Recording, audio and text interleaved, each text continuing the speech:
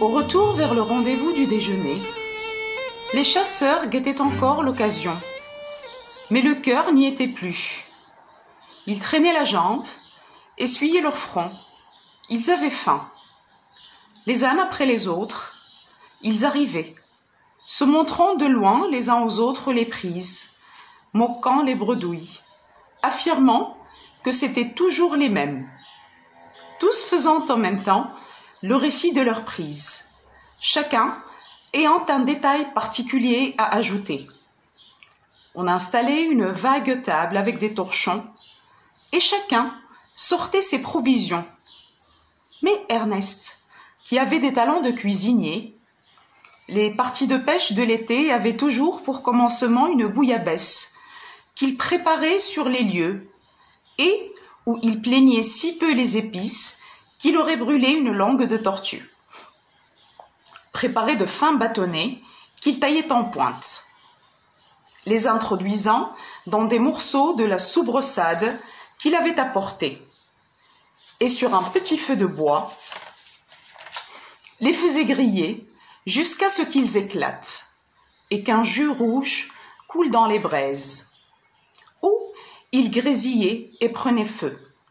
Entre deux morceaux de pain, il offrait les soubreçades brûlantes et parfumées, que tous accueillaient avec des exclamations, et qu'ils dévoraient en les arrosant du vin rosé qu'ils avaient mis à rafraîchir dans la source. Ensuite, c'étaient les rires, les histoires de travail, les plaisanteries, que Jacques, la bouche et les mains poisseuses, sales, épuisées, écoutait à peine, car le sommeil le gagnait. Mais en vérité, le sommeil les gagnait tous. Et pendant quelque temps, ils somnolaient, regardant vaguement la plaine au loin, couverte d'une buée de chaleur. Ou bien, comme Ernest, ils dormaient vraiment, le visage recouvert d'un mouchoir. À 4 heures cependant, il fallait descendre prendre le train qui passait à 5h30. Et il rentrait ainsi en silence.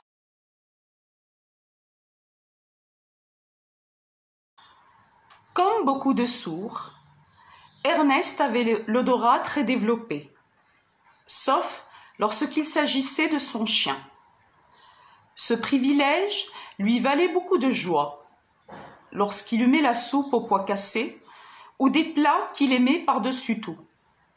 Calamars dans leur encre, omelette à la saucisse, ou ce ragoût de fraissure fait avec le cœur et les poumons du bœuf bourguignon, du pauvre qui était le triomphe de la grand-mère, et qui, vu sa modicité, revenait souvent sur la table, lorsqu'il s'aspergeait aussi le dimanche d'eau de Cologne bon marché et de lotion dite Pompéro, dont usait aussi la mère de Jacques, dont le parfum doux et tenace à fond de bergamote traînait toujours dans la salle à manger et dans les cheveux d'Ernest, qu'il reniflait profondément la bouteille avec des airs extasiés.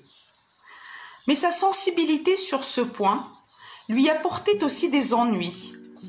Il était intolérant à certaines odeurs imperceptibles à ses nez normalement constitués.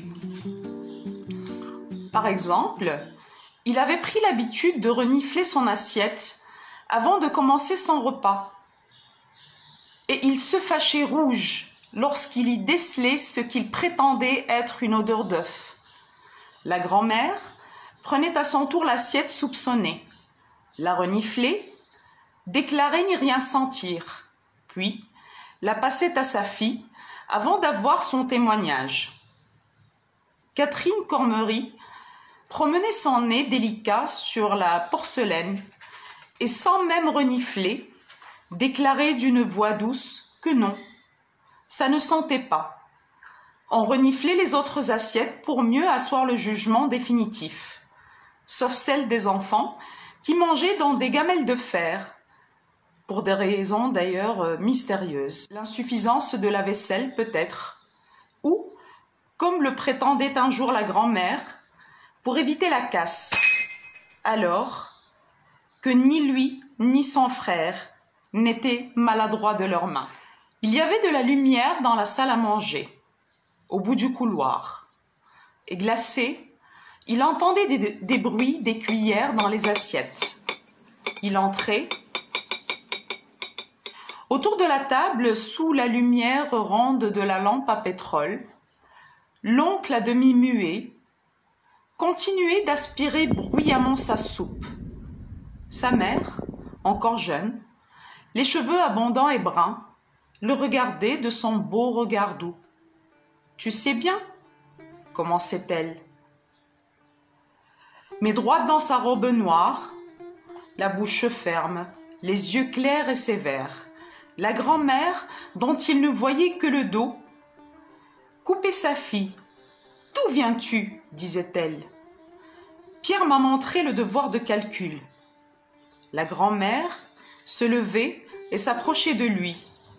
Elle reniflait ses cheveux, puis lui passait la main sur les chevilles encore pleines de sable. « Tu viens de la plage. »«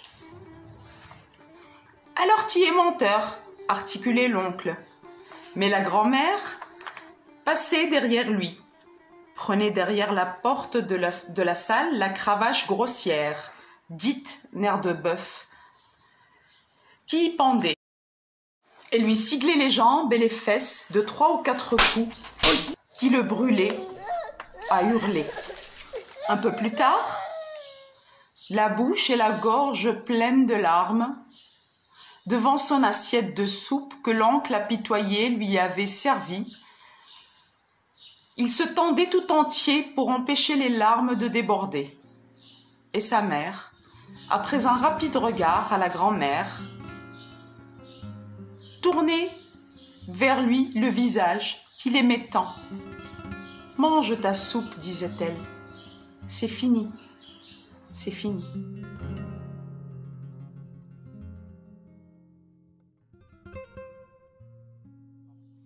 Allez, venez, Milord, vous asseoir à ma table. Il fait si froid dehors, ici c'est confortable. Laissez-vous faire, Milord, et prenez bien vos aises. Aux peines sur mon cœur.